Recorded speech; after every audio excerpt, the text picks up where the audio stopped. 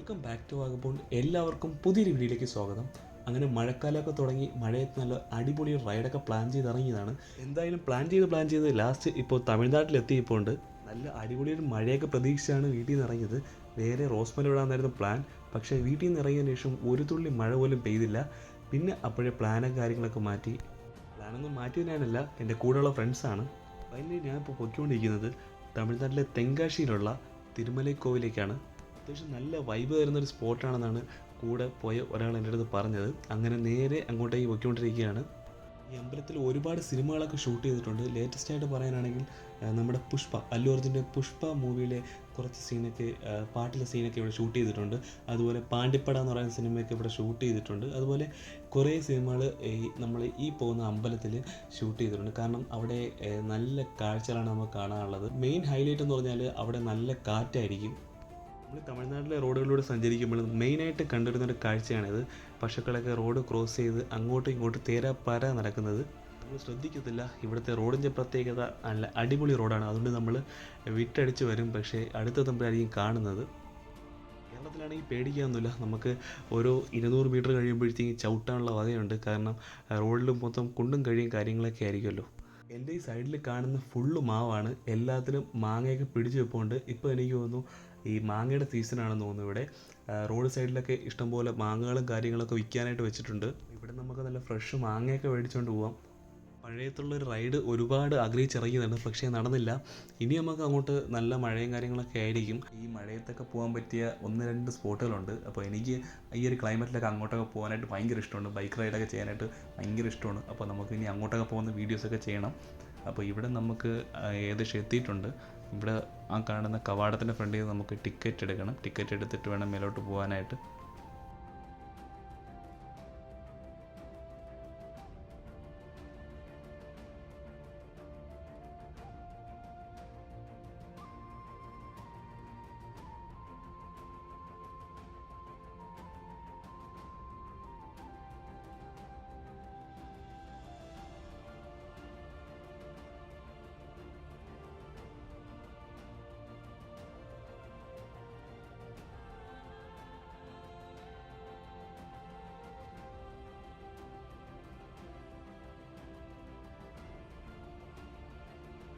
അപ്പോൾ 2 ബൈക്കിനും 4 പേർക്ക് കൂടെ 45 രൂപയാണ് ആയത്.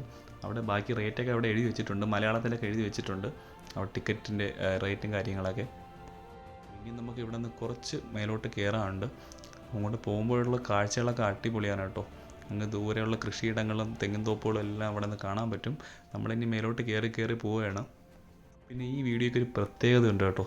ഈ വീഡിയോ ഞാൻ എടുത്തത്, അതായത് നിങ്ങളിപ്പോൾ കാണുന്നത് ഈ 2 മാസം അല്ലെങ്കിൽ എനിക്ക് ഒരു 3 മാസം അടുപ്പിച്ചായി കാണാം ഈ വീഡിയോ എടുത്തിട്ട്. നമ്മളവിടെ പോയിട്ട് ഇപ്പോഴാണ് ഈ വീഡിയോ അപ്ലോഡ് ചെയ്യുന്നത്. അതായത് അതിൻ്റെ മെയിനായിട്ടുള്ളൊരു കാര്യമെന്ന് വെച്ചാൽ, ഞാൻ ഈ വീഡിയോ ചെയ്യുന്നതൊന്നും ഓൺ വോയിസ് അല്ല. അതായത് ഞാൻ ലൈവായിട്ട് പറയുന്നതല്ല, രണ്ടാമത് എഡിറ്റ് ചെയ്തിട്ട് വീണ്ടും വോയിസ് തരുന്നതാണ്.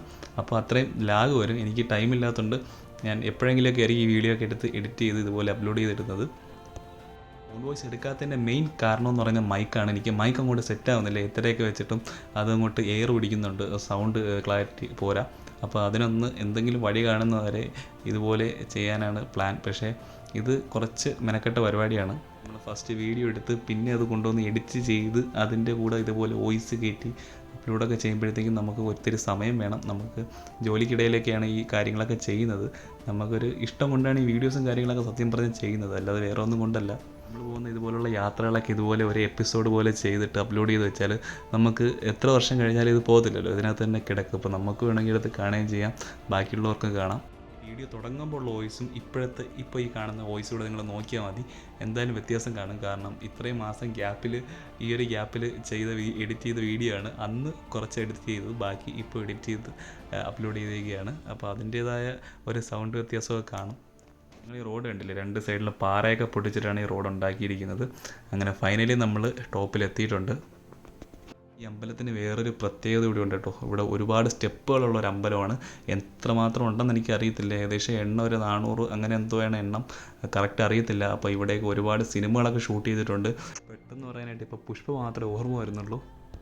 അത്യാവശ്യം നല്ല തിരക്കൊക്കെ ഉണ്ട്. നമ്മളെ കേരള രജിസ്ട്രേഷൻ വണ്ടികളൊക്കെ കുറവാണ്.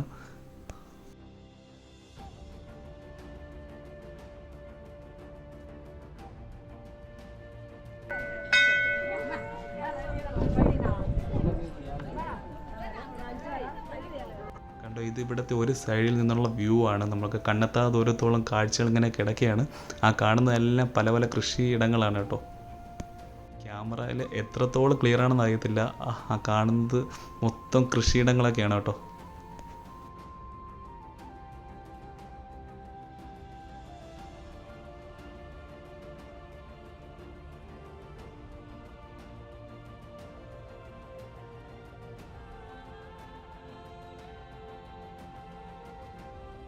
ഇവിടെ നോക്കിയാൽ ഒരുപാട് പശുക്കളൊക്കെ ഇവിടെ നിൽക്കുന്നത് കാണാം. ക്യാമറയിൽ എത്രത്തോളം കിട്ടുമെന്ന് അറിയത്തില്ല. അങ്ങനെ പറഞ്ഞപ്പോൾ ഇവിടെ ഒരാൾ S23 അൾട്രയുടെ സൂമിങ് പവർ കാണിക്കുകയാണ്. നമുക്ക് ഇതിൽ കൂടെ നോക്കിയാൽ കാണാൻ പറ്റും എത്രത്തോളം പശുക്കളാണ് അവിടെ നിന്ന് മേയുന്നതെന്ന്. അപ്പോൾ എന്തായാലും സാംസങ് ഒരു സംഭവം തന്നെ.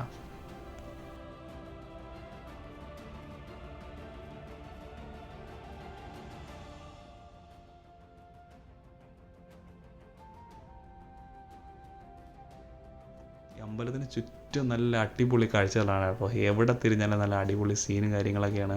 അപ്പോൾ ഇവിടെ നല്ല ഫോട്ടോ എടുക്കാനും അതുപോലെ വീഡിയോസൊക്കെ എടുക്കാൻ പറ്റിയ നല്ല അടിപൊളി സ്പോട്ടാണ് കേട്ടോ. അതുപോലെ തന്നെ ഇവിടുത്തെ ഏറ്റവും വലിയൊരു പ്രത്യേകതയാണ് ഇത്ര ഹൈറ്റിൽ ഇരിക്കുന്നുണ്ട് നല്ല കാറ്റാണ് വീശുന്നത്. തിരക്ക് ചെറുതായിട്ടൊന്ന് കൂടിയിട്ടുണ്ട്. നമ്മൾ വന്നതിന് ശേഷം പിന്നെ കുറച്ച് കേരള രജിസ്ട്രേഷൻ വണ്ടികളൊക്കെ വന്നിട്ടുണ്ടായിരുന്നു. അപ്പോൾ ഇനിയിപ്പോൾ ഇവിടെ ഇരുന്ന് കുറച്ച് വീഡിയോസും ഫോട്ടോസൊക്കെ എടുത്തിട്ട് വേണം പോകാനായിട്ട്.